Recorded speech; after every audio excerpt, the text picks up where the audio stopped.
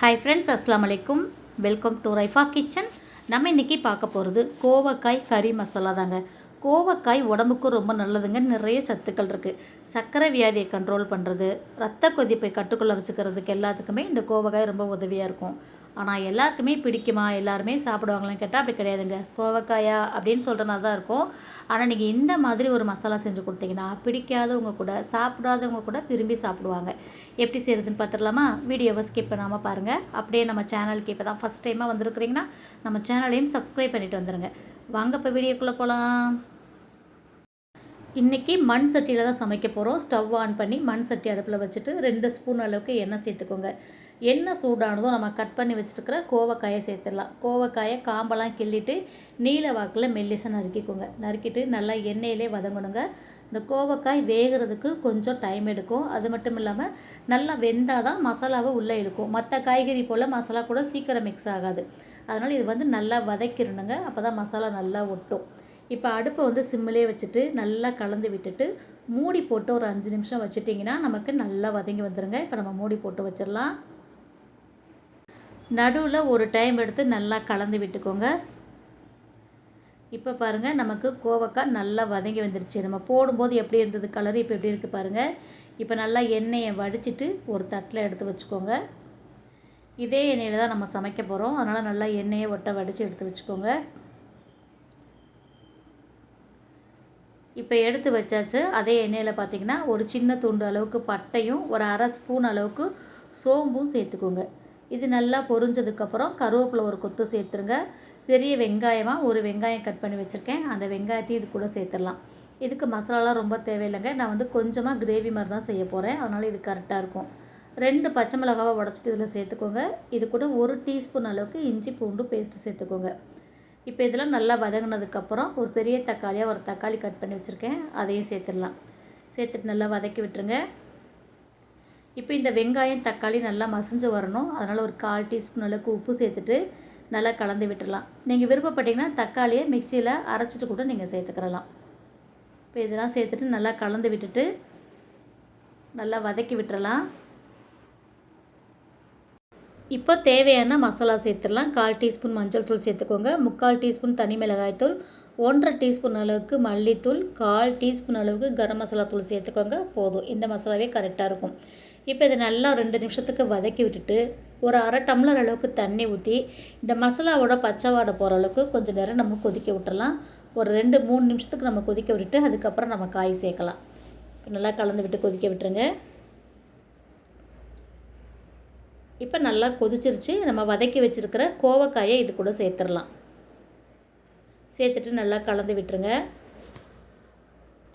இப்போது இந்த காய் கொஞ்சம் வேகணும், நமக்கு கிரேவி வேணும் இல்லையா, அதுக்கு தேவையான அளவுக்கு மட்டும் தண்ணி சேர்த்துக்கலாம். இப்போ நீங்கள் ரசம் சாதத்து கூட சாப்பிட்றதா கொஞ்சம் கிரேவியாக வச்சுக்கோங்க. ரசத்து கூட பிசைஞ்சு சாப்பிட்றதுக்கு நல்லாயிருக்கும். சாம்பார் வச்சிங்கன்னா தொட்டு சாப்பிட்ற மாதிரி மசாலா தான் நல்லாயிருக்கும். அதனால் நான் இன்றைக்கி கத்திரிக்காய், முருங்கைக்காய், மாங்காய் சாம்பார் வச்சுருக்கேன். அதுக்கு தொட்டு சாப்பிட்ற மாதிரி தான் நல்லாயிருக்கும்ட்டு கொஞ்சமாக தண்ணி ஊற்றி இதை கலந்து விட்டு வேக வச்சிடலாம்.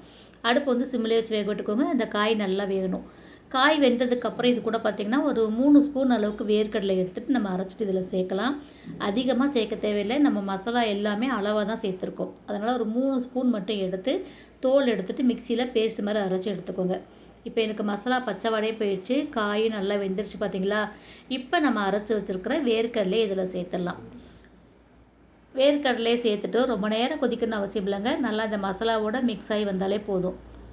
இப்போ மிக்ஸி ஜார் அலசி கொஞ்சமாக தண்ணி சேர்த்துருக்கேன். சேர்த்துட்டு இது நல்லா கலந்து விட்டுட்டு மூடி போட்டு சிம்மிலே வச்சு ஒரு 5லேருந்து ஒரு 6 நிமிஷம் வரைக்கும் நல்லா கொதிக்க விட்டுருங்க. இப்போது இது நல்லா கொதித்து வரட்டுங்க. அதுக்குள்ளே நம்மக்கிட்ட விற்பனைக்காக கொஞ்சம் பொருட்கள்லாம் வச்சுருக்கோம். அது என்னென்னு பார்த்துட்டு வந்துடலாம். நம்ம இப்போ புதுசாக பிஸ்னஸ் ஆரம்பிச்சிருக்கோங்க. என்னோடய சேனலுக்கு நீங்கள் சப்போர்ட் பண்ணுற மாதிரி என்னோடய பிஸ்னஸ்க்கும் நீங்கள் சப்போர்ட் பண்ணுவீங்கன்னு நினைக்கிறேன். வாங்க என்னென்ன இருக்குதுன்னு பார்த்துட்டு வந்துடலாம். நம்மக்கிட்ட தரமான nuts, seeds, dry fruits, dates, பட்டை, கிராம்பு, ஏலக்காய் இது எல்லாம் விற்பனைக்கு இருக்குதுங்க. என்னென்ன இருக்குதுன்னு பார்க்கலாமா? பச்சை பூசணி விதை, வெள்ளை பூசணி விதை, சூரியகாந்தி விதை, வெள்ளரி விதை, சியா விதை, ஆளி விதை, சப்ஜா விதை. இந்த விதைகள் எல்லாமே பார்த்திங்கன்னா ஒமேகா 3யும் கால்சியம் சத்தும் இரும்பு சத்தும் ரொம்ப அதிகம் உள்ளதுங்க. வெயிட் லாஸ் பண்ணுறவங்க இதை தினமுமே எடுத்துக்கலாம். தினமும் லட்டாவோ கஞ்சியாகவோ ஊற வச்சு தண்ணியில் போட்டு சாப்பிட்லாங்க, நல்ல பலன் கிடைக்கும். இது எல்லாமே நம்மக்கிட்ட இருக்குது. தேவைப்படுறவங்க வாட்ஸ்அப்பில் ஸ்க்ரீனில் தெரிகிற நம்பரில் ஆர்டர் கொடுத்துக்கோங்க. இது கூடவே உலர்ந்த கிவி, உலர்ந்த ஸ்ட்ராபெரி, தேன் நெல்லிக்காய், உலர்ந்த நெல்லிக்காய், சிப்ஸ் வகைகளில் காய்கறி சிப்ஸ், பழங்கள் சிப்ஸ், இது குட்டீஸ்க்கு ஸ்நாக்ஸ் பாக்ஸு கொடுத்துட்றதுக்கு தோதாக இருக்குங்க. இது கூடவே தரமான ஏலக்காய், கிராம்பு, பட்டை இதுவுமே நம்மக்கிட்ட தரமான பொருளாக இருக்குது. சுத்தமான முறையில் நாங்கள் பேக்கிங் செஞ்சு தர்றோம். இது கூட பேரிச்சம்பழத்தில் 6 வகையான பேரிச்சம்பழம் வச்சுருக்கோங்க. நல்ல தரமான பேரிச்சம்பழம், சுவையுமே ரொம்ப ரொம்ப நல்லா இருக்குது. எந்த பிசுபிசுப்பும் இல்லாமல் நல்ல ஒரு தரமான பேரிச்சம்பழம் இதுவுமே நம்மக்கிட்ட இருக்குதுங்க. இது கூட பட்டை, கிராம்பு, ஏலக்காய், பாதாம், முந்திரி, அத்தி இதுவுமே வச்சுருக்கோம். இதில் எந்த பொருள் உங்களுக்கு தேவைனாலும் நீங்கள் ஸ்க்ரீனில் தெரிகிற வாட்ஸ்அப் நம்பரில் ஆர்டர் கொடுத்துக்கலாம்.